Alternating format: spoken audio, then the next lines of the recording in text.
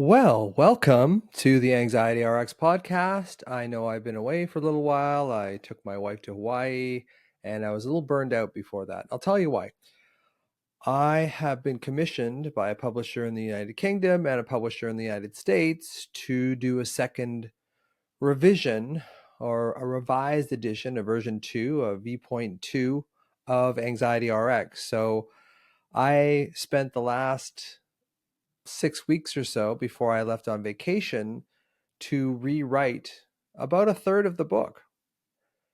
And I noticed there was a lot of things that I said in the book that were true, but I didn't explain them that well. So after the years since it's been published, I've explained this so many times that I'm so much better able to really get to the crux of the matter, to succinctly put into words what I really wanted to say in the book. And I noticed I was cringing a few times in the book, even though the book is good. I mean, I really like the first version of AnxietyRx.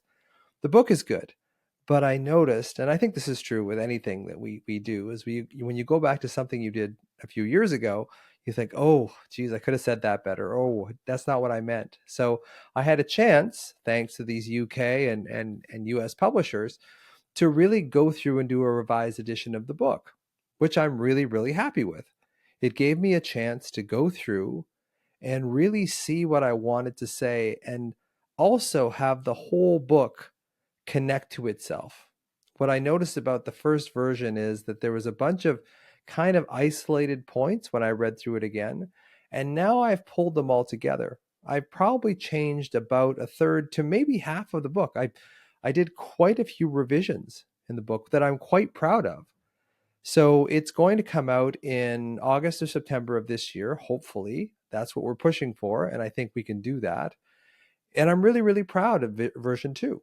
I think it's going to be so much clearer. I took out a few of the personal stories and I made it a little less repetitive. Although those of you who've known I've responded to this before, when people say, oh, the book is repetitive, the book is repetitive because it's written that way. It's not written that way because I think you're dumb as a reader or that I'm a bad writer.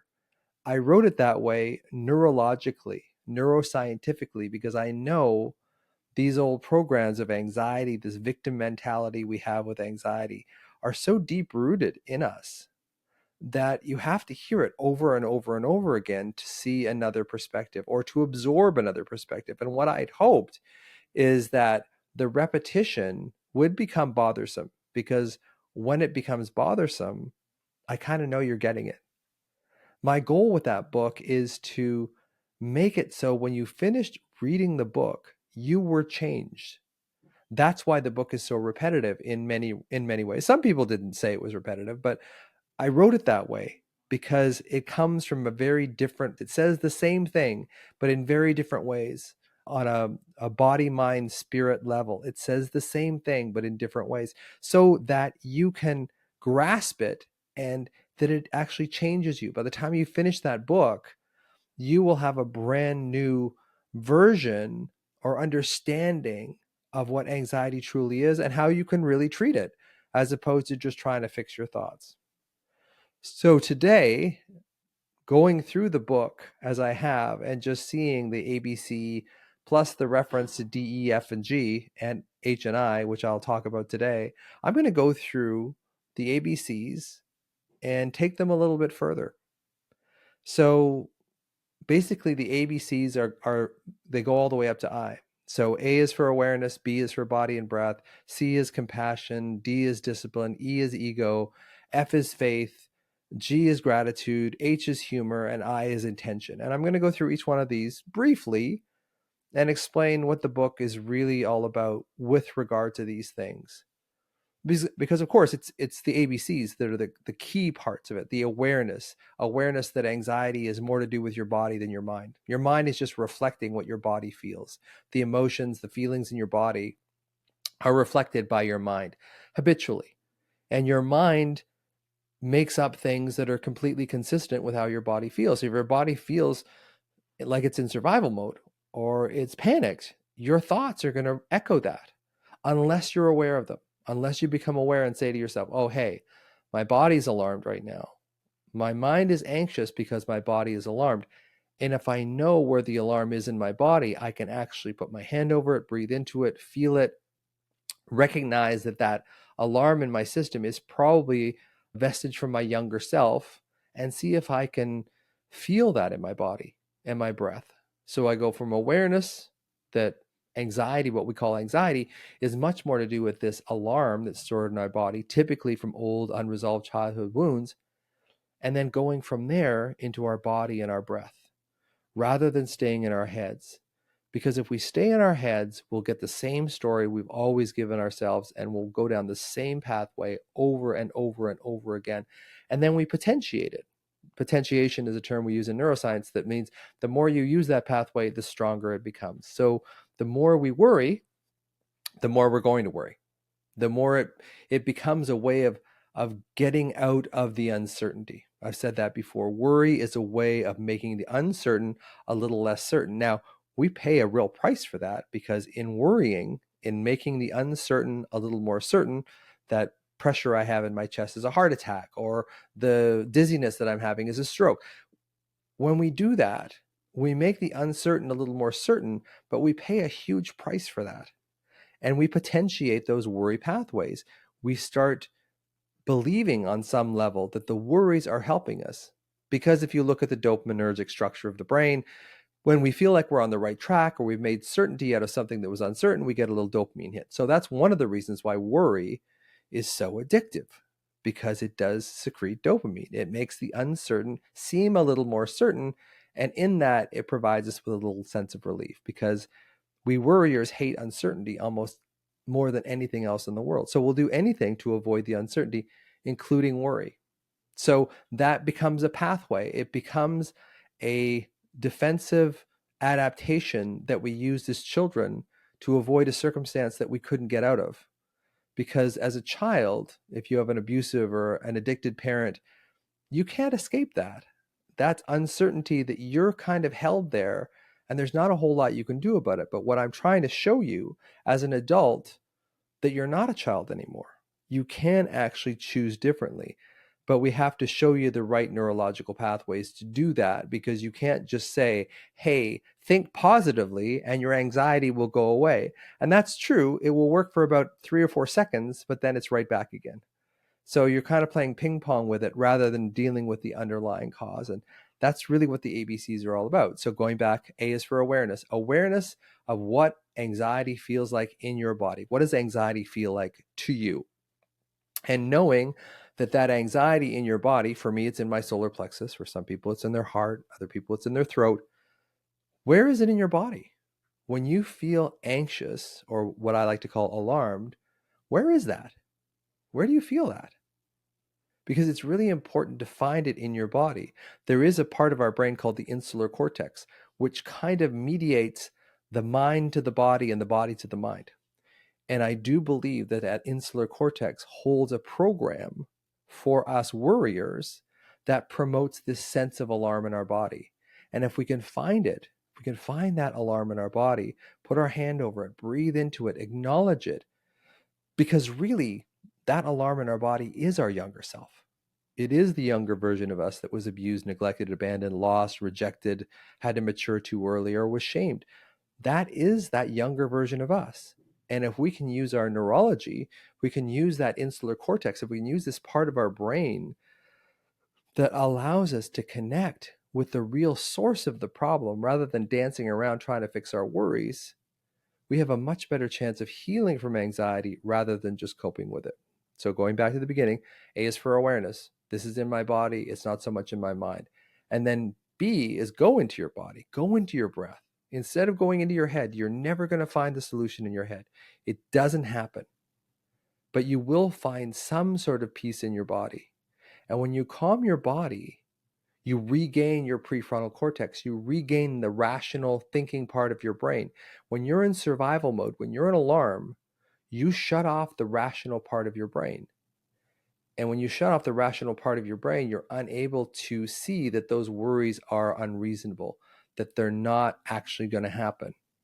So when you go back into your body and your breath and you settle into that, you regain your prefrontal cortex, you regain your rational mind, and you get to see, hey, this worry really isn't anything to worry about, for lack of a better term. And then when you ground yourself in your body and you can give yourself a compassionate connection, this is C, awareness A, body and breath. So when you feel alarmed, be aware of that. Go into your body, get out of your head, go into your body, put your hand over the alarm, breathe into it, and just give yourself this compassionate connection for yourself today and for the child. See if you can see yourself as a child. See if you can see their eyes. See if you can see what they're wearing. See if you can really connect with that child that's in you, because that's the source of your anxiety. Ultimately, that's the root cause of your anxiety, is this child who experienced a trauma that was too much for them to bear. And again, it doesn't have to be a huge trauma. Most of us worriers, in fact, all of us worriers, we're born sensitive people. And it doesn't take a lot of trauma to fire up that sensitivity. So it's becoming this compassionate connection to this young being that's still in us and ourselves today, being compassionate to understanding that this was a coping mechanism. This worry, this going into your head was a coping mechanism, was a defensive adaptation to your situation as a child. And understanding that the compassionate connection with that child, breathing in with them, seeing their eyes, closing your eyes, staying with them, staying with the pain of that alarm, and seeing it as connecting with that younger version of you that didn't get seen, heard, loved, and protected. So it's your job now to see, hear, love, and protect that child in you in a way that they didn't get back then. And I think that's really important to give the child that didn't get that love and protection back then, give it to them now. We can change our neural wiring. Our brains are quite plastic. But if we keep doing the same thing over and over again, if we keep defaulting into worry over and over and over again, that will become our coping strategy that we'll use for the rest of our lives, and we will be anxious for the rest of our lives. And this requires discipline. This is what I was talking about early on in this podcast today, is that it's very difficult to just try to change your thoughts. It's so difficult to just say, think positive, think positive, think positive, because it's not really how we're wired as human beings. So what we need to do is we need to discipline ourselves to not get sucked into our worries, because it's very seductive to be sucked into your worries, because as a child, this had the appearance of working. This had the appearance of helping you. So when something helps us as children, we tend to stick with that until the wheels fall off. But the problem with that is that we're trading one pain for another. We're trading the slight lowering of our alarm when we worry about something. And I know that makes no sense, but there is something in our brains that feels comforted, probably isn't the best word, but feels familiar with that worry. And in that familiarity, there is some sense of comfort. So that's why we go back to worry over and over and over again. What I'm saying is the difference between A and B and C is that the awareness is, I'm feeling anxious, I'm feeling alarmed. Okay, Dr. Kennedy says, when I'm feeling this way, I have to find this in my body. There's no point in staying in your head because you've lost your rational mind anyway. Survival mode shuts off your cortex. So you can't think anyway. So why are you trying to think your way out of a feeling problem? It doesn't work. So find it in your body, put your hand over it, breathe into it, then find the child that's behind it and show them that they're seen, heard, loved, and protected. That's all the child wants. And when you soothe them that way, you actually solve the root cause of the alarm in the first place. And if you solve the alarm, there's no need for the mind to create these worries all the time, because the alarm is the ultimate source of your anxiety. The alarm in your body, stored in your body, is the ultimate source of your anxiety. So if you deal with that straight on, you're going to be much more effective than just trying to change your thoughts. Now, changing your thoughts does help. I'm not saying that cognitive therapies aren't helpful. I'm just saying they will only help you cope. They will not help you heal. So discipline, just maintain this sense of discipline that when you get anxious, or as I say, alarmed, that you go into your body, discipline over and over and over again, create a new pathway. And you have to work at this with discipline because the go-to for you, you've defaulted to worry probably for your whole life so far. So you have to discipline yourself to go into the sensation of your body, even if it's uncomfortable, because it probably will be uncomfortable.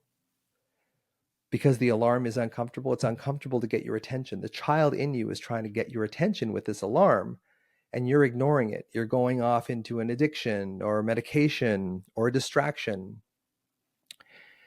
And if we understand that that's what we're doing as a coping strategy, medication, addiction, distraction, instead of just staying with the pain, staying with the discomfort. Now, sometimes the pain is just too great. If you've had emotional, physical, sexual abuse as a child, this is very difficult to do on your own. So this is when you really need to find someone, a therapist, a qualified therapist, somebody who understands internal family systems or somatic experiencing, or someone who really understands the somatic element, the body element, and anxiety. And then discipline yourself that you're going to go out of your head, even though there's an addiction to worry, there's this compulsion to go into your head because as a child, as I said, there was this sense that worrying distracted you or worrying took you away from the pain. Now, as an adult, it's time to go back to the pain because you can actually resolve the pain now in a way you couldn't back then. So becoming very disciplined to bring yourself into your body is so critical, which brings me to E. So awareness, body and breath, compassion for yourself, compassionate connection with yourself, discipline yourself to go into your body rather than your mind. And then E is for ego. Ego is going to be your biggest saboteur in this because your ego believes that worrying is what kept you safe. Your ego was incarnated when you were just a child. We had to create this almost mythical, magical, I call it a dragon figure, ego dragon, to protect us from the pain. So your ego is going to try and pull you back into whatever worked for you in the past, which is going to be worrying. So the ego is not our enemy. Ultimately, the ego is trying to help us. Ultimately, the ego is trying to keep us safe. But it does it in the only way that it knows how, which is pulling you back into worry. So the seduction to worry is so powerful. And that ego dragon is trying to pull you into worry over and over and over again. And I, Dr. Kennedy, am trying to pull you down into your body, and the ego is trying to pull you up into your head and worry. And those two forces are probably the biggest forces that block your healing. And just understanding that the ego isn't bad. It's just trying to go back to what helped you in the past or what it perceived helped you in the past. So that ego is your biggest obstacle in healing because sometimes it's not safe to feel safe. If you felt safe as a child and then all of a sudden the roof came off the house, your father had a drinking binge or your mother had a screaming fit or whatever happened to you as a child, your brain learns through conditioning that trusting safety isn't trustable because when things were safe as a child for a while, there was always this catastrophe that would happen. You know, mom would get drunk or dad would get abusive or whatever. There was always the end of safety was always catastrophe. So our brains think, well, there's no point in actually trusting safety because it ends in this huge upheaval. So we have to start retrusting safety. We have to retrust our safety through our body. We have to start learning that our body is a safe place. We can make a safe place in our body. And this is how we heal. We heal by creating this safe place in our body.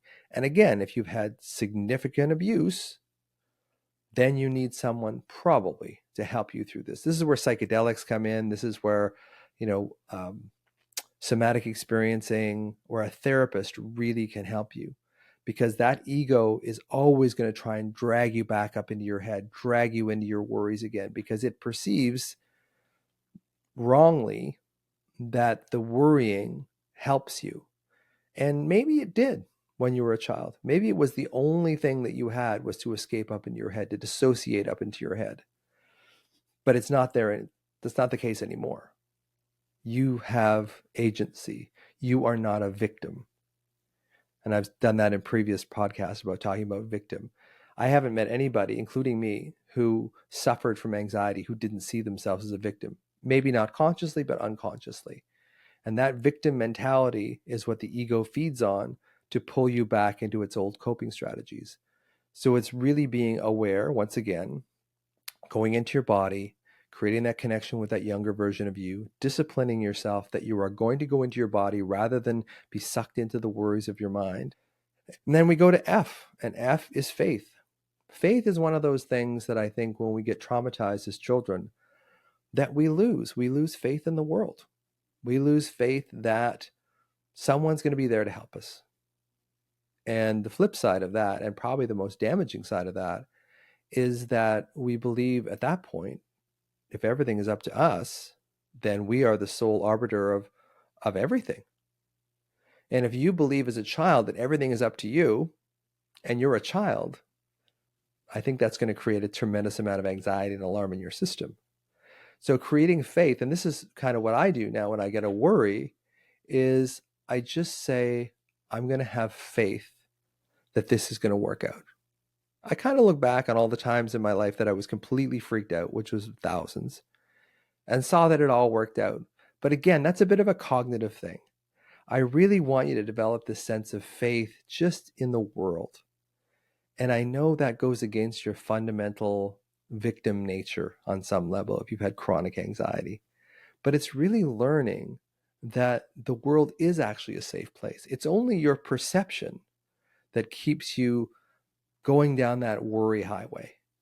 It's only the perception that things aren't trustable and I have to do everything myself that makes you worry and worry and worry and believe that you can fix your external problems with internal worry, because you can't. It doesn't work.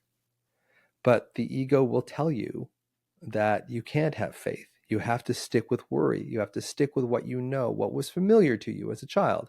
Because here's the thing about the word familiar. The word familiar can be broken down into two words, family and liar. So if you were traumatized as a child by your family teaches you what's familiar is trauma, abuse, neglect, abandonment, rejection. But just because something is familiar doesn't mean it's safe. But unfortunately, in human beings, we equate familiarity with security. So if you grew up in a traumatic environment, the word familiar can be broken down into family and liar. So it's really important to understand that faith is just something you can close your eyes and just have and just release. Because I want you to get out of your head. I want you to get into your body. I want you to feel the sensations in your body, even if they're painful. Breathe into them. Put your hand over them. Reassure yourself, am I safe in this moment? If you have to think something, think that, am I safe in this moment? And just stay with faith and leave it to faith and realize that you don't have to do everything yourself. And in fact, you've never done everything by yourself. There's always been something there. And the fact that you're listening to my podcast, the fact that you're reading my book shows me that you have the propensity to have faith in something.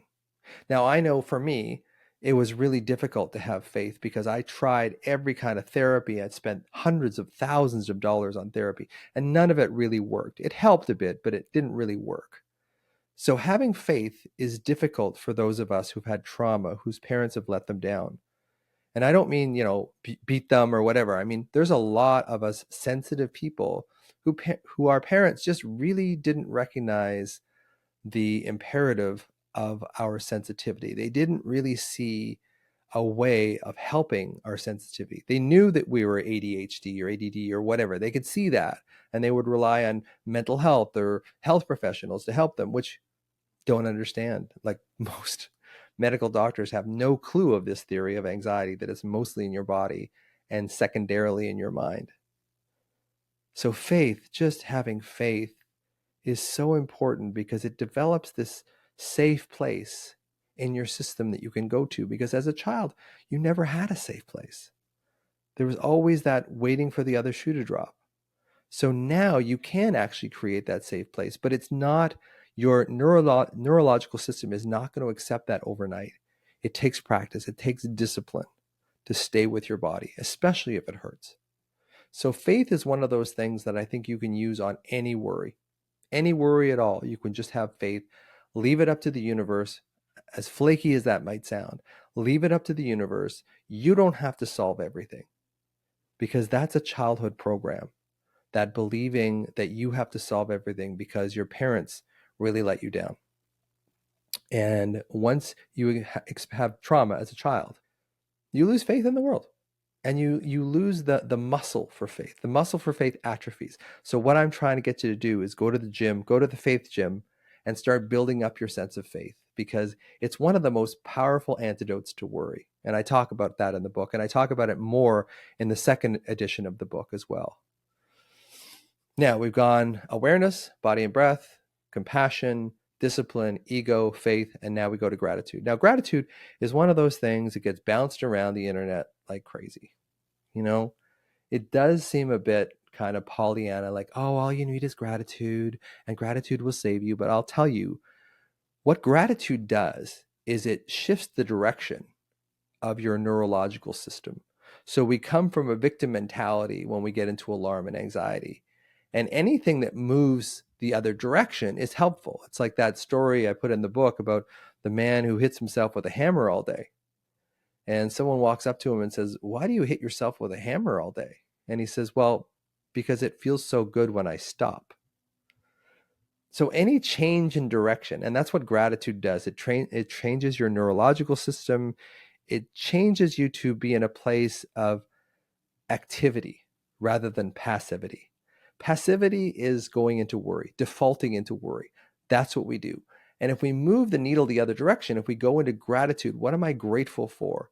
And even being grateful for your breath in this moment, even find something. And I know this sounds very simple, but it basically changes the direction that your neurotransmitters are going in, that your brain, your neurological system is going into this victim, fear-based mentality. And as soon as you put gratitude in there, you turn the bus around.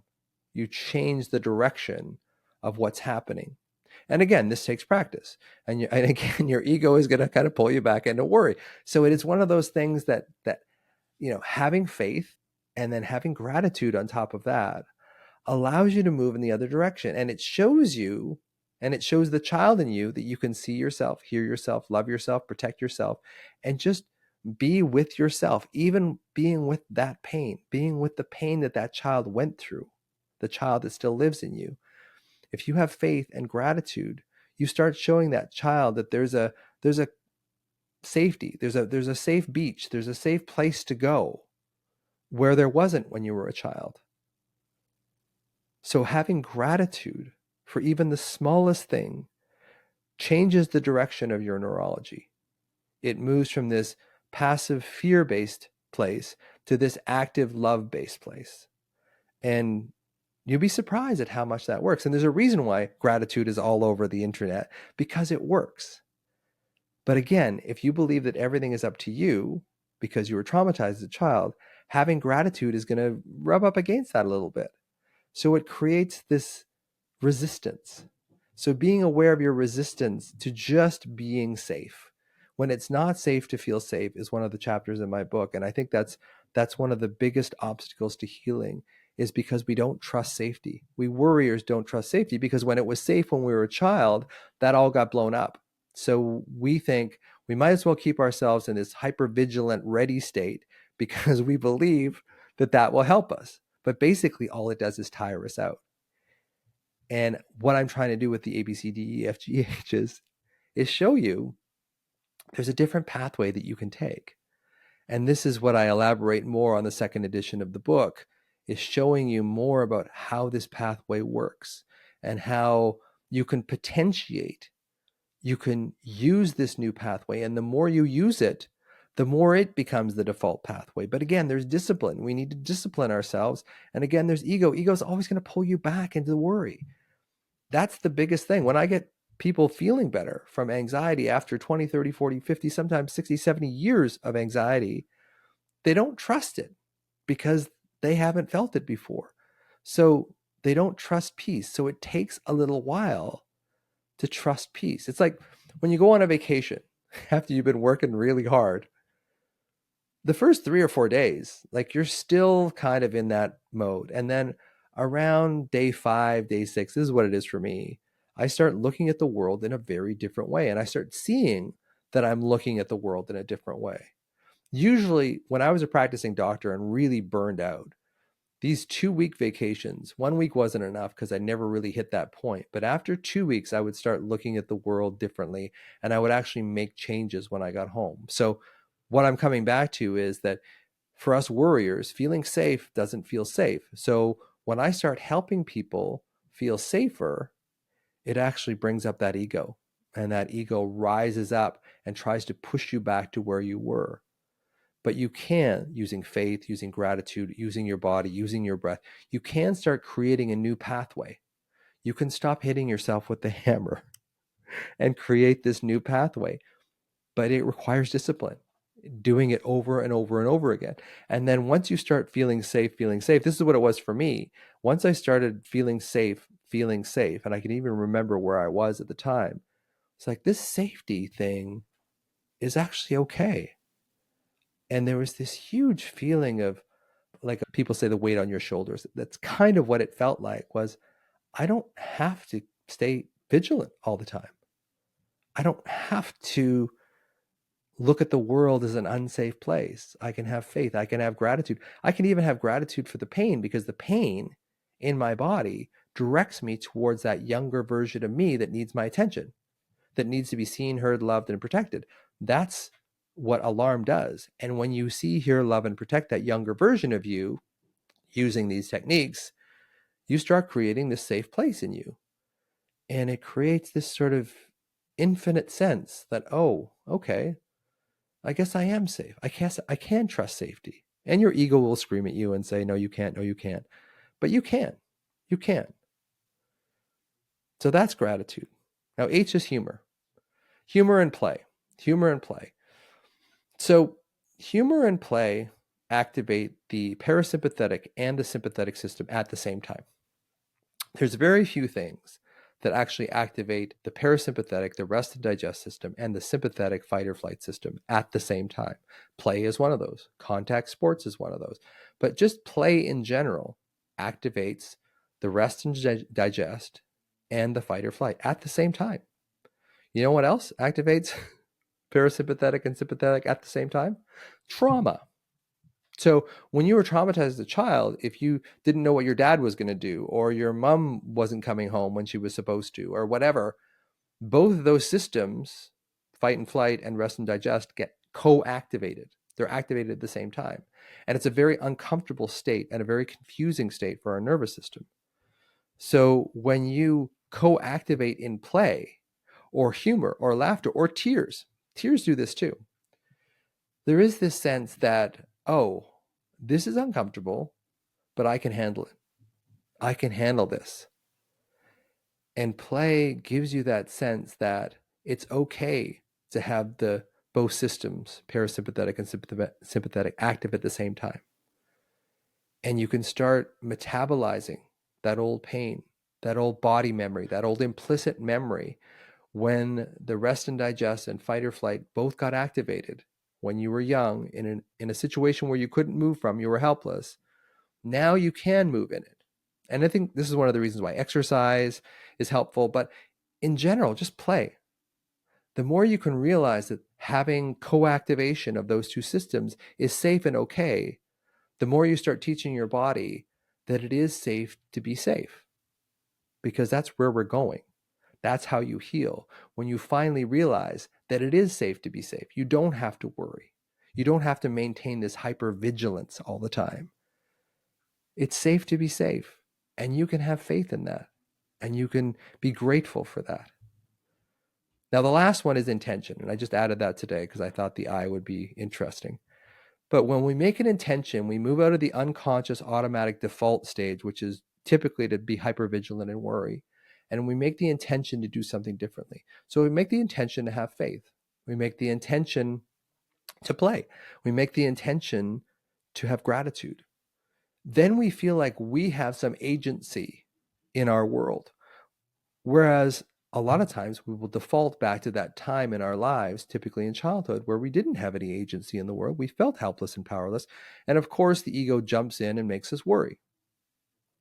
So creating intention, affirmations is another one, but intentions are one of those things that really help us change from this unconscious, fearful being into this consciously fearful, to make a bit of a joke. If you're aware that you're afraid and you can do something about it, that's a big deal. If you're afraid and there's nothing you feel you can do about it, that just creates more fear. So creating the intention behind gratitude, creating the intention to have faith, and trying to couple that with emotion, with a feeling of agency, a feeling of power, that you're not a powerless child anymore. You have power now. You can create the intention to have faith, even in circumstances that seem unwinnable. You can create faith in that. You can have gratitude even when you're feeling sad, even when you're feeling depressed. You can feel grateful just for your breath. And you're teaching yourself, I actually have agency. Jung said, when you make the unconscious conscious, well, his quote was, until you make the unconscious conscious, it will rule your life and you will call it fate. But when you make the unconscious conscious, when you start creating a conscious intention, excuse me, you start controlling your life. You don't have to be hyper vigilant if you feel you have some control. Now, the flip side of that is when you're younger, you believe everything is up to you. But with intention, you can make the intention to receive from other people, because that's another thing. It's another podcast, I suppose. But one of the reasons why we have lost faith in the world is we can't receive. And I did a podcast on that recently. But the short version of that is, when you learn how to receive from other people and yourself, you can start balancing out your nervous system. You can start to heal. But one of the main reasons I see people not healing from anxiety and alarm is they just can't receive. They can't receive a hug even. They're edgy. They get stiff when you hug them, or you give them a gift and they're uncomfortable. One of the problems with anxiety is it makes us very resistant to receiving. And if you're resistant to receiving, you start feeling like the world is just taking from you all the time. Now, I know I'm branching off here, but I think the most important part is learn how to create intention, learn how to match emotion with intention, this is beyond affirmations. This is actually what's specific to me. What do I want? Can I create more faith in my life? I have the intention that I'm not going to worry about this. I'm just going to have the intention that this is all going to work out, because I'm going to have faith. I'm going to leave it to faith, because I can't fix it. I don't have the power to fix it, but I will leave it to faith, because faith will, on some level, see me through if I believe in it.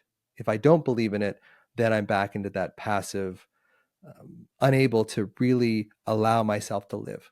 Because I remember seeing a psychiatrist years ago, and he said, Russ, it doesn't seem so much that you're afraid of living. No, sorry. It's not so much that you're afraid of dying, it's you're afraid of living. And it's true. I think I was afraid of living because I had to be hypervigilant all the time. And I think once you learn that you can have faith, there is something outside of you that can protect you, that will protect you. But you have agency. You can make intention. So just to review, A is for awareness. Be aware that when you feel anxious, when you catch yourself in worry, you have to move into your body and your breath. Find that place of alarm in your body. Put your hand over it. Breathe into it. Breathe in essential oil, whatever you have to do.